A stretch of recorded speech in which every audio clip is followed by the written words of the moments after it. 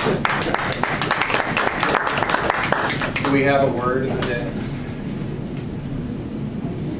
No, go ahead. Okay. I'll come back to that. Good afternoon, Toastmasters. Good afternoon. Today I'm going to talk about mindfulness meditation. My plan is to first introduce the topic with a story, and then I'll describe the technique and the practice. Next, I'll tell you what the practice is like for me. Then I'll give you some scientific evidence for its use in medicine and psychiatry. And before I conclude, I'll give you a brief demonstration. Now the story. About 10 days ago, I was running on the bike trail early on a Sunday morning, American River Bike Trail, with a couple of friends, James and Sam.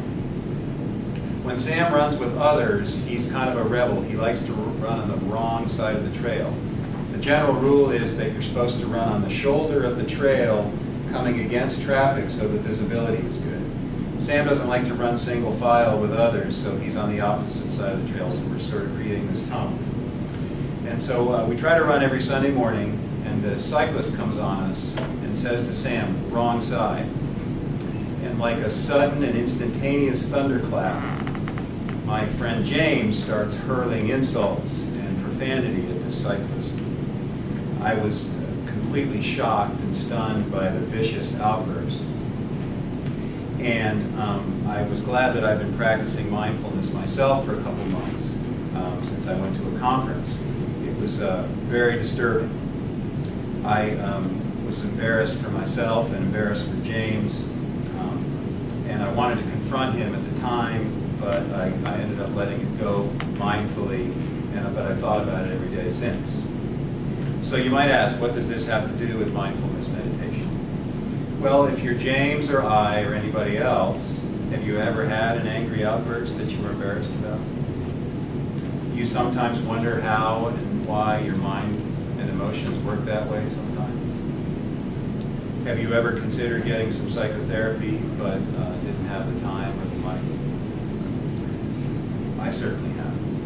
And I'm here to tell you that mindfulness meditation is a good way to get some inexpensive psychotherapy. It can help you regulate your emotions and even help you with angry outbursts.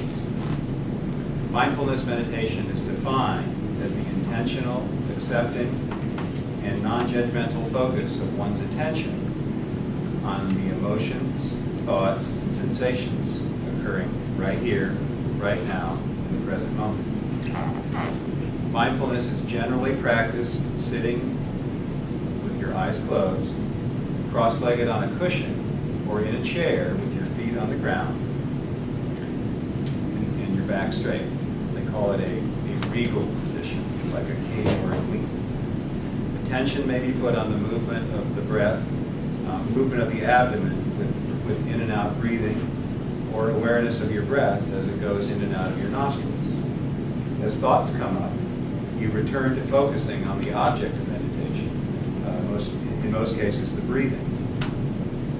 You passively notice that your mind has wandered, but in an accepting and non-judgmental way. We often start with short periods of 10 minutes or so.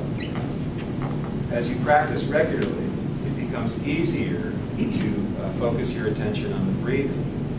And with practice, awareness of the breath can be extended to mindful awareness of thoughts, feelings, and actions. I don't know what will happen to you in a mindfulness session, but I can tell you what happens with me. Here is my thought stream on a recent day.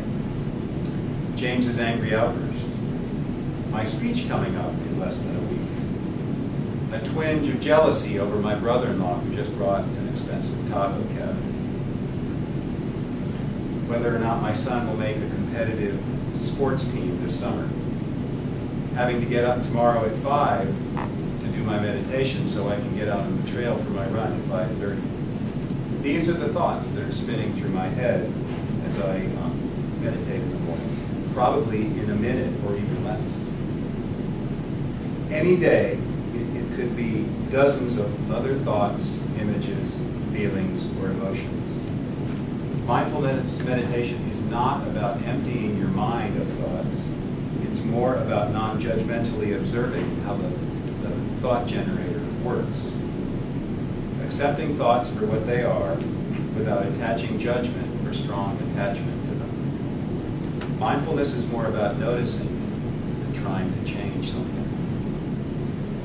While I can't say that I'm a completely different person since I've been meditating, I do believe that I am calmer in general and more aware of my instantaneous reaction to things. So what evidence is there regarding the effectiveness of the practice of mindfulness meditation?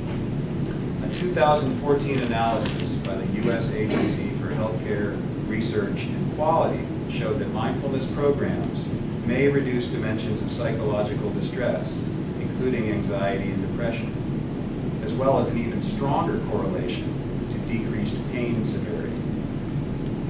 Mindfulness meditation has not actually been shown to be any more effective than a number of other treatments, including medications, but given a modest, measurable benefit on mental health and pain severity, considering that mindfulness meditation is basically free, what a bargain. No health insurance is necessary, no prescription, no expensive equipment required.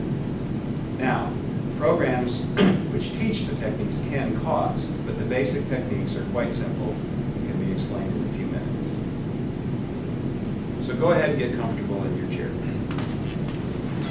Hands on your lap, in your lap, feet on the ground, eyes closed if you feel comfortable. Start to notice your breathing. Maybe you notice it at the nostrils, the rise and fall of your chest, or the in and out movement of your abdomen. Simply allow your breathing to happen naturally. As you do this, you may notice that your mind wanders. Please understand that that's normal, and simply bring your attention back to your breath. Spend a few moments here, and then when you're ready, gradually come back to the breathing. You may notice that you're more relaxed than you were before.